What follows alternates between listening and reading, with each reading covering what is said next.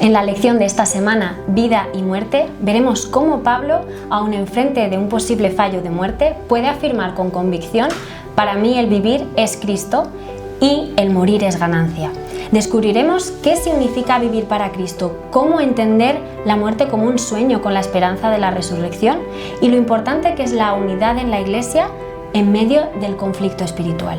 Bienvenidos al repaso de la lección de Escuela Sabática.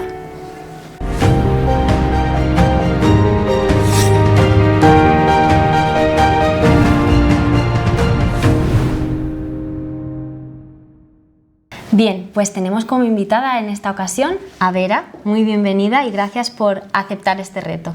Gracias por invitarme. Tengo un privilegio especial de poder reflexionar en cómo Cristo puede cambiar nuestra forma de ver la vida, sufrimiento y la muerte. Así es.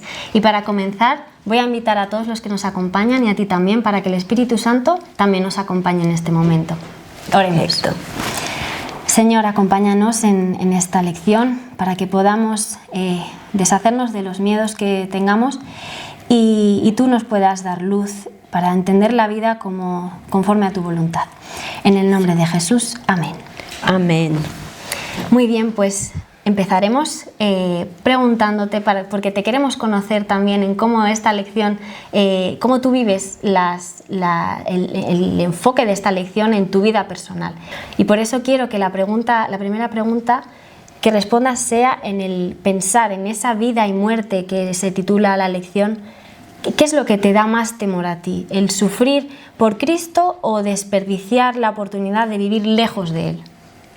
Si contestar honestamente, pues claro, de punto de vista humano me asusta sufrimiento, enfermedad, incluso muerte. En mi vida profesional de enfermera yo he visto muchos casos de sufrimiento, incluso pérdida de vida. Esto asusta, siempre asusta, pero cuando yo oro y miro la cruz donde estaba Jesús, entonces me doy cuenta que más trágico sería no sería sufrir por Cristo, sino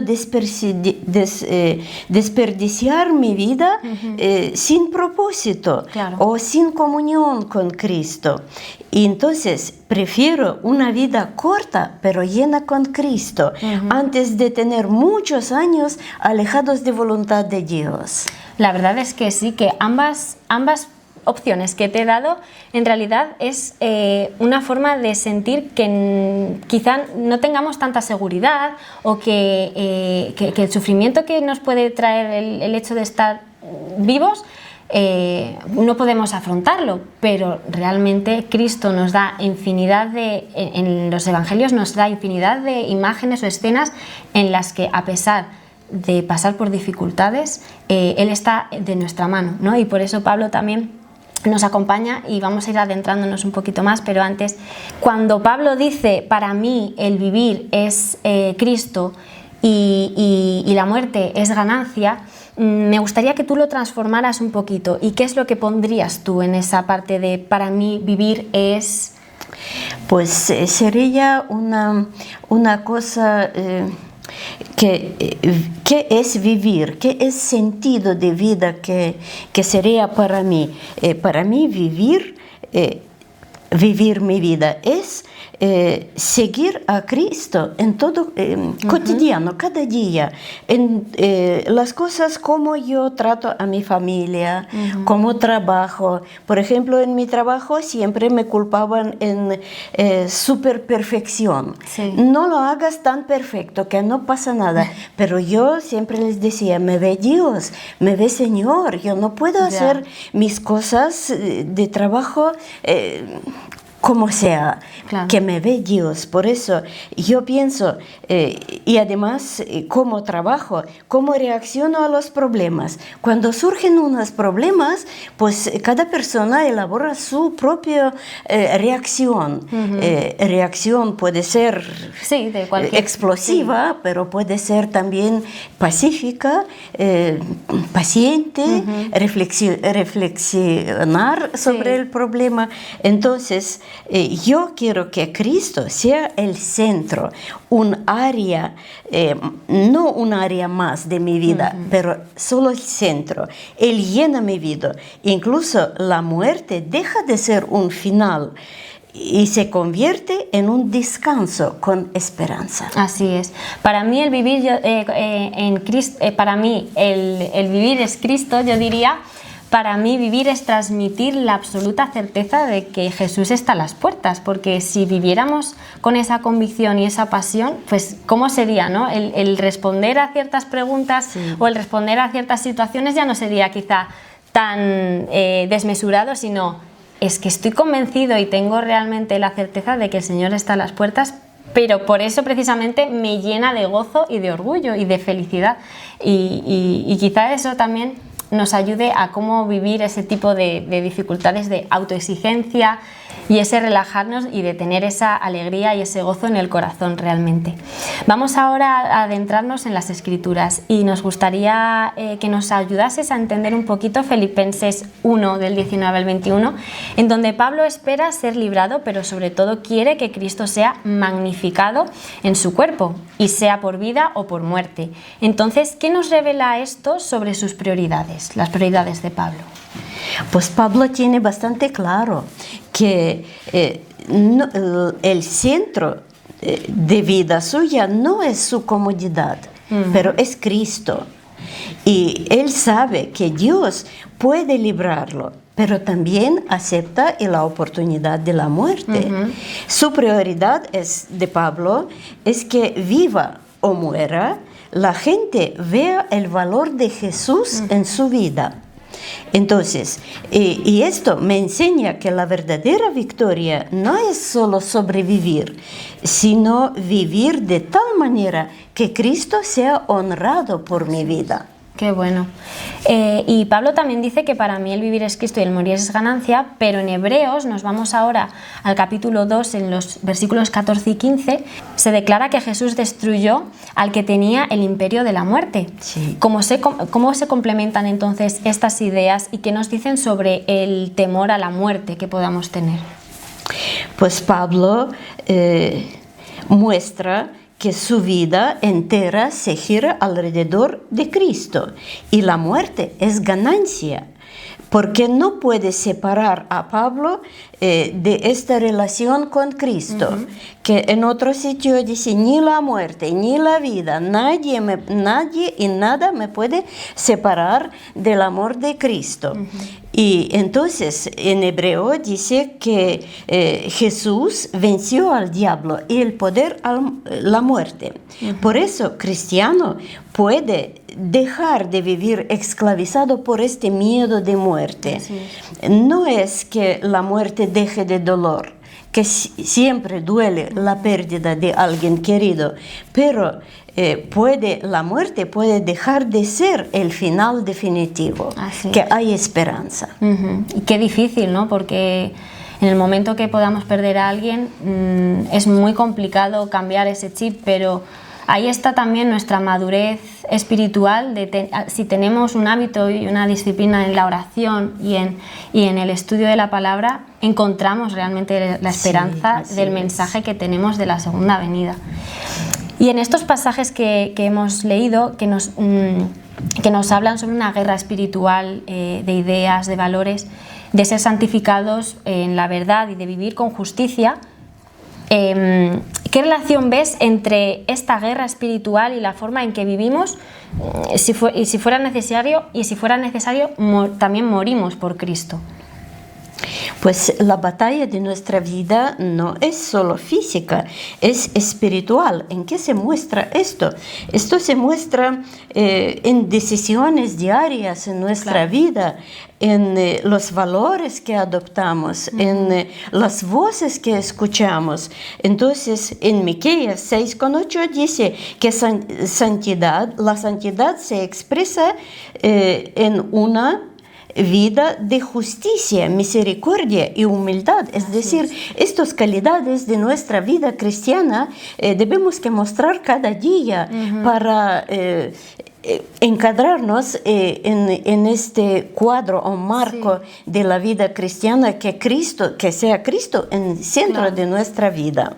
En cada momento, sí, me ha gustado mucho en cada vivencia, que realmente es en el día a día, no solamente en el momento de estudiar la palabra, el recibir, sino aplicarlo, ¿no? Y por eso más adelante iremos al aplicar estos aprendizajes. Y ya, por último, en las Escrituras vamos a irnos a Filipenses 1, del 27 al 30, donde se llama a la Iglesia a mantenerse unida, que es también un aspecto importante que Pablo resalta, y cómo combatir unánimes por la fe del Evangelio y en esa unidad, ¿no? Y entonces en Hechos también se afirma que es necesario que a través de muchas tribulaciones entremos en el reino de Dios. ¿Por qué piensas tú que son tan importantes la unidad y la valentía en este contexto? Porque sabemos bien los planes del enemigo desde el cielo, desde el principio. Sus planes eran dividir y destruir. Entonces aplica estas estrategias y en la iglesia.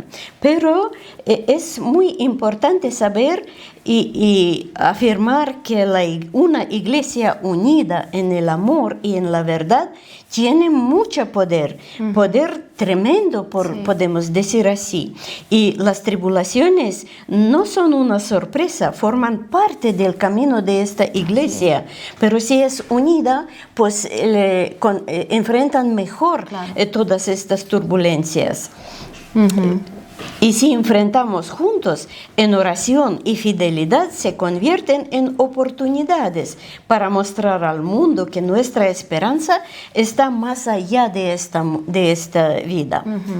La verdad es que lo que dices es un hecho de que va a haber tribulaciones, y es que donde haya personas compartiendo, es evidente que no somos iguales y no pensamos igual, ¿no? Pero el caso es que cuando alguien está en ese sufrir, por ejemplo, podamos ser apoyo, ¿no? Que podamos dar ese hombro de apoyo y entonces reflejar realmente una iglesia unida, una iglesia que aun en medio de las dificultades somos soporte los unos para los otros. Y entonces, para poder aplicar esto en nuestras vidas personales y así tener todos una misma visión, ¿piensas en alguna situación de sufrimiento que hayas podido pasar, una enfermedad, alguna pérdida o miedos incluso que puedas tener o que pudiste haber tenido y que hayas superado? Pero si leyeras este mensaje que nos da Filipenses 1:21, ¿qué cambiarías en tu forma de verlo? Yo podría referirme a mi experiencia personal. Hace un año perdí a mi marido, que era un pastor. 48 años juntos hemos servido a Dios haciendo todas las cosas, y de repente detectaron una enfermedad tremenda. Sufrió él mucho, sufrí yo también. Claro. Y después de ungimiento, oración, Dios decidió a llevarlo. Sí. Entonces, para mí, esta prueba nunca decía a Dios por qué. O nunca veía mi experiencia como castigo o como mala suerte. No, yo siempre pensaba que todo yo dejo en manos de Dios, claro. En su voluntad. Y surgen preguntas, ¿qué Dios quería enseñarme? ¿Qué quería cambiar en mi carácter? ¿Qué oportunidades Dios me da con esta experiencia? Y entonces, problema no desaparece. Yo sigo, siento, me duele esta ausencia de mi marido, pero cambia mi perspectiva de vista a la muerte. Ya no soy víctima. Yo siento como un discípulo en proceso de formación, de educación, de perfección y al final de preparación para el cielo. Además es que en el proceso del duelo que vivimos como seres humanos, que al final es un proceso porque el Señor no nos ha creado como robots que no tenemos sentimientos y emociones. La muerte es algo que no estaba dentro de su plan. Y es un hecho que existe en el día a día que vivimos nosotros ahora. Pero de eso trata nuestra fe, ¿no? En agradecer al Señor de que no nos estancamos, sino que es un camino y un proceso que nos coge de la mano y que crecemos y que desarrollamos. En diferentes etapas vitales Él está, y es lo importante, ¿no? La presencia, a pesar de lo que sabemos que hoy en día sucede, tenemos el final escrito de la historia que sabemos, ¿no? Gloria a Dios por eso. ¿Y qué práctica concreta podrías ajustar tú esta semana para enfrentar ese miedo, ese sufrimiento o la idea de muerte con la esperanza y la valentía que nos muestra Pablo en este caso? Me ayudan mucho los versículos que contienen esta esperanza, por ejemplo, como en Filipenses 1:21 o en Hebreos, también el cuadro de resurrección que está descrito en 1 Tesalonicenses, y orar. Yo oro mucho y entrego a Dios todos mis temores, mis sufrimientos de alma, y esto me ayuda a sobrevivir, acercarme de Dios. Y además puedo a una amiga o una hermana en iglesia que tengo mucha confianza, que me ayuda a orar juntos. Esta compañía en oración me ayuda a superar el proceso de prueba. Muy bueno, muchas gracias por darnos tantos versículos a los que acudir en la Biblia para poder sostenernos, ¿no? Y os animo a que los hayáis apuntado, que hayáis tomado nota para revisarlos con calma y aplicarlos en vuestro día a día en el momento de estudio personal. Y ya para ir terminando, en la guía que estamos utilizando en Alenza, en la escuela sabática, se nos propone repetir Filipenses 1:21, ¿no? Cada día, y así realizar también un acto concreto que diga lo que es vivir es Cristo, ¿no? ¿Y qué acción específica piensas realizar, por ejemplo, esta semana tú para llevar consuelo y esperanza a alguien que teme a la muerte o está sufriendo actualmente? Pues el mundo está lleno de sufrimientos, de pérdidas, y al pensar siempre puedo encontrar a alguien que necesita este apoyo, necesita una oración, y entonces yo puedo colaborar en este... en el acompañamiento. Sí, en acompañamiento, y ayudar que tenga esta esperanza como yo lo tengo, puedo compartir con alguien. Muy bueno. Y si como iglesia tuviéramos que escribir una declaración de vida y esperanza, basada en esta lección que hemos visto de vida y muerte, pero no, vida y esperanza queremos que sea la declaración, ¿qué frase te gustaría que nos representara? Pues me gustaría que dijera algo así: creemos que para el cristiano vivir es Cristo y morir es descanso en su promesa. Por eso decidimos vivir unidos, sin temor, sirviendo y testificando hasta que Él venga. Esta frase nos recordaría que nuestra misión continúa hasta el último aliento y que la muerte no tiene última palabra. Hay más allá, esperanza. Qué bueno. Lo primero que me ha surgido, que me ha generado el escuchar esta declaración es, fíjate, es el agradecimiento, porque así es el Dios en el que creemos, que nos permite transformar un sufrimiento en agradecer un momento de descanso, porque el mal existe en este mundo, pero yo he vencido al mal y vengo y estoy pronto. Es verdad. La última pregunta que quiero que nos compartas es que después de estudiar esta lección, ¿qué paso concreto darás hoy para que vivir es Cristo y morir es ganancia sea más que un versículo memorizado y que se convierta en un estilo de vida personal? Pues creo que yo diría que hoy quiero entregar a Cristo un área de mi vida donde todavía mando yo. y no Él. Y siempre hay. Si me pasa algo, yo siempre pienso cómo salir de esto. Y no pienso que Dios o Cristo tiene sus planes, sus oportunidades para mi caso. También quisiera confiar a mi Señor todos mis temores, la enfermedad, incluso la muerte, creyendo que Él ya ha vencido en la cruz. Pediré al Espíritu Santo que desde ahora cada decisión muestre que mi vida le pertenece a Cristo. Amén. Que nos quite ese control y esas ganas de querer tenerlo todo bajo nuestra mirada y confiemos en su voluntad. Así es. Amén. Pues te voy a invitar a que nos puedas acompañar en una oración final para concluir. Oramos. Querido Padre nuestro, te agradecemos mucho por esta oportunidad de reflexionar sobre la vida, sufrimiento y muerte. Señor, pasamos por esta vida llena de estas cosas, pero te pedimos que seas a nuestro lado, que seas el centro de nuestra vida, que bendices a todos que pasan por sufrimientos, pasan por pérdidas, sufren.